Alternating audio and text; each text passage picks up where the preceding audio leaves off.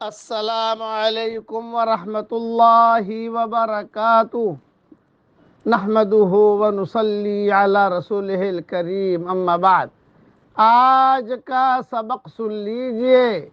آج کے سبق کی سرخی ہے سخاوت سے دوستی کیجئے، پارٹ نمبر 147۔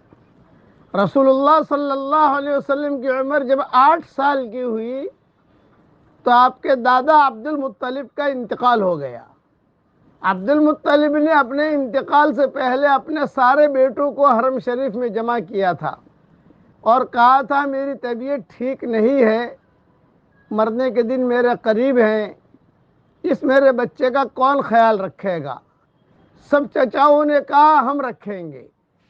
عبد المطلب نے کہا نہیں، ایک آدمی بولے، ایک آدمی۔ ابو طالب بولے میں رکھوں گا۔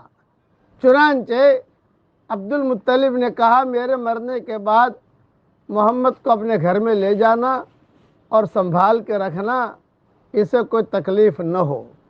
چنانچہ جب عبد المطلب کا انتقال ہوا اور جنازہ اٹھا تو آپ کی عمر 8 سال کی تھی اور آپ پیچھے روتے ہوئے جا رہے تھے، اور آپ نبوت ملی تو آپ بتاتے بھی تھے میرا دادا کا انتقال ہو گیا تھا، میری عمر 8 سال کی تھی اور میں پیچھے روتا ہوا جا رہا تھا کہ میرا باپ بھی نہیں، میری ماں بھی نہیں، میرا دادا بھی نہیں۔ جب ابو طالب لے کر آئے حضور صلی اللہ علیہ وسلم کو عبد المطلب کے گھر پر سامان لانے کے لیے کہ بھئی تمہارا کیا کیا سامان ہے عبد المطلب کے وہاں، تو حضور صلی اللہ علیہ وسلم نے اپنے جو بھی سامان تھا، کپڑے تھے، یہ تھا، وہ سب بتایا یہ میرا ہے، یہ میرا ہے، یہ میرا ہے۔ چنانچہ کچھ حضور صلی اللہ علیہ وسلم نے اٹھایا، کچھ ابو طالب نے اٹھایا، اور اٹھا کر جو ہے اس ابو طالب کے مکان میں گویا کہ اب منتقل ہو رہے ہیں عبد المطلب کے مکان سے۔ جب وہاں پہنچے تو ان کی بیوی کا نام تھا، ابو طالب کی بیوی کا نام تھا فاطمہ اسدیہ۔ یہ بہت ہی شریف خاندان کی تھی اور بہت خدمت کرتی تھی، بہت سخاوت کرتی تھی۔ ابو طالب گھر پر پہنچے اور ابو طالب نے گھر پر کہا کہ فاطمہ ایک مہمان لایا ہوں، فاطمہ یہاں تو دیکھ، وہ کھانا پکا رہی تھی اس وقت میں یا پانی بھر رہی تھی، کہ فاطمہ مہمان لایا ہوں تو اس طرف تو دیکھ۔ تو فاطمہ اسدیہ نے دیکھا تو حضور صلی اللہ علیہ وسلم تھے، آپ کی عمر 8 سال کی تھی۔ تو فاطمہ اسدیہ نے جواب دیا یہ مہمان نہیں ہے، یہ اس گھر کا شہزادہ ہے، ہمارے گھر کا شہزادہ ہے۔ یہ کہہ کر حضور صلی اللہ علیہ وسلم کو اپنے سینے سے لگا لیا اور اپنے گھر میں رکھا۔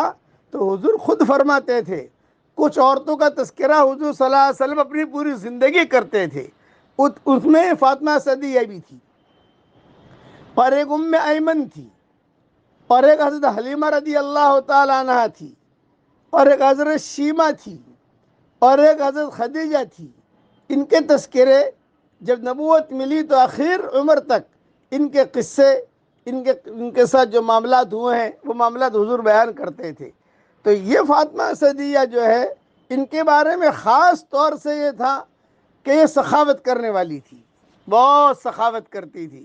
آپ فرماتے تھے گھر میں کوئی بھی کھانا آتا، کوئی بھی چیز آتی تو ان کے بطن سے جو اولاد ہے، ان کی جو اولاد ہے، ان کو ملے نہ ملے میرے لیے وہ کھانا رکھ لیتی تھی، اور روزانہ کپڑے دھونا، کپڑے بدلوانا، اور جو ہے مجھے نہلانا، ترتیب دینا، یہ کرتی تھی۔